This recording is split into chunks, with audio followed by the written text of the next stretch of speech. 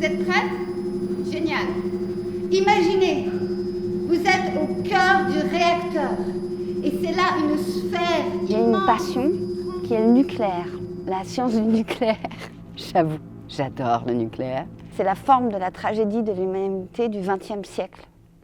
Parce qu'on joue avec des choses qui nous dépassent et qu'on croit à la fois posséder ou maîtriser. Je me suis rendu compte que j'étais de plus en plus en colère. Et la question de la colère, en fait, est entrée en résonance avec cette science atomique à l'endroit de la fabrique, la centrale nucléaire, ce processus-là qui crée en fait des conditions catastrophiques et met en place tout un système de sécurité. Et quelque part, je me suis rendu compte que c'était une image assez fertile et joyeuse pour parler de la contrainte que met la société actuelle, qui est encore patriarcale, sur la moitié de l'humanité.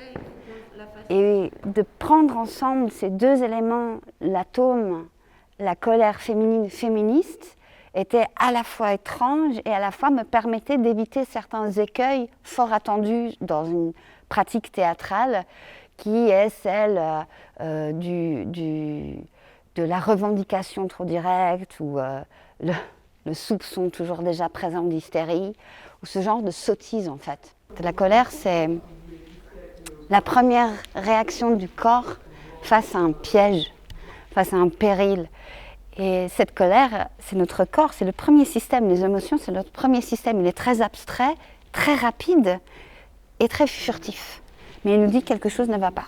Il faut se réorganiser par rapport au monde qui nous entoure. Et je crois qu'au contraire, il faut qu'on s'autorise la colère, qu'on l'identifie, qu'on arrête de pleurer et au contraire qu'on hurle. En théorie politique, le féminisme est l'un des seuls ismes qui n'a jamais fait de victime volontaire. On n'a jamais posé des bombes, on n'a jamais pendu les hommes par les couilles dans un coin. Franchement, on est sympa parce qu'il y aurait de quoi. Il y a un féminicide tous les 3 jours en France. Waouh, sport, désolé, pas depuis la chatte. T'as le compteur GGR? Il est allumé dans le sac. Alors, il faut que je fasse ça, on l'a vu. La caméra! Hey Gloria, tu sais pourquoi quand les typhons portent un nom féminin, ils font plus de victimes? Non. Parce que les gens pensent qu'ils sont plus inoffensifs. J'avais envie d'avoir plusieurs femmes sur scène, donc nous sommes 3, avec des histoires très différentes, des corps très différents. Et ce que nous, on a aimé faire là-dedans, dans ce travail de recherche, c'est de faire un travail fragmenté.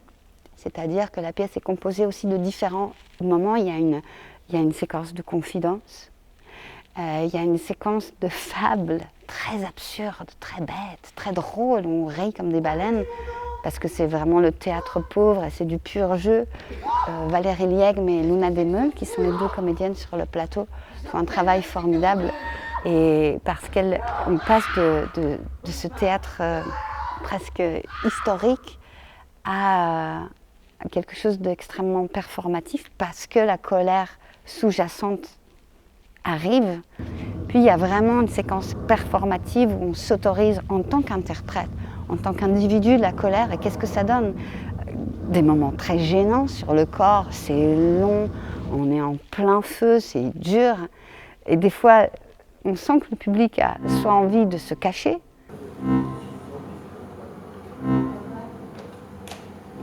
toute la question de la fable est accompagnée par de la musique qui est de Rémi Ruffat. Et cette musique, c'est une composition, mais c'est aussi un travail sur les lieux, la sonorité des lieux. Il y a ce rapport à l'image mouvante qu'est le cinéma.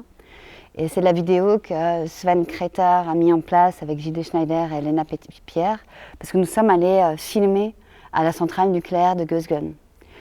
Et pénétrer dans ce type de fabriques qui sont démesurées en fait, et extrêmement intéressants, parce que ce sont des échelles qui nous dépassent à nouveau. C'est très beau, la machinerie, les couloirs, on croirait des entrailles, des intestins, et on se rend compte, quand on dézoome sur une image, que ce qu'on croyait être un écrou, finalement c'est le fond d'une turbine qui fait 4 mètres de diamètre. Et on se rend compte par là à quel point l'humanité est ridicule dans son usage de ce processus qui la dépasse, qu'elle peut étudier, c'est merveilleux, Mais l'usage, non, s'il vous plaît, quoi. C'est comme donner une Kalachnikov à un enfant de 6 mois, c'est Je ridicule. lèche un mur. Je lèche peut-être une particule d'uranium. 1, 2, 3, j'externalise mon 4. Ah, je sens pas l'uranium. Mais je l'entends hurler. Amener la science sur un plateau, pour moi, c'est très important dans mon travail de metteur en scène, parce que ça me permet d'ouvrir des imaginaires qui sont à la fois fertiles, absurdes et très sensitifs. Et cette poésie de la science, la transposer sur le plateau, ouvre des choses qui sont formidables. Parmi les 33 femmes qui ont été violemment agressées dans cette salle, seules 15,5 en ont parlé à une personne de leur entourage. Et seulement 2 l'ont signalé à la police qui n'a en général rien fait. L'aspect politique de la Les pièce, 12 en personnes. particulier la résonance de la fin qui nous permet une relecture de tout ce qu'on a fait, il est très important parce que je crois que par rapport à la crise climatique qui vient, il y a des vieilles pressions conservatrices qu'on voit déjà à l'œuvre, c'est consternant. Et il va falloir se battre contre elles. Il va falloir avoir les outils. Je crois que c'est ça l'usage aussi du théâtre, et notre responsabilité en tant qu'artiste, c'est de penser le monde du futur et de donner les outils pour ça.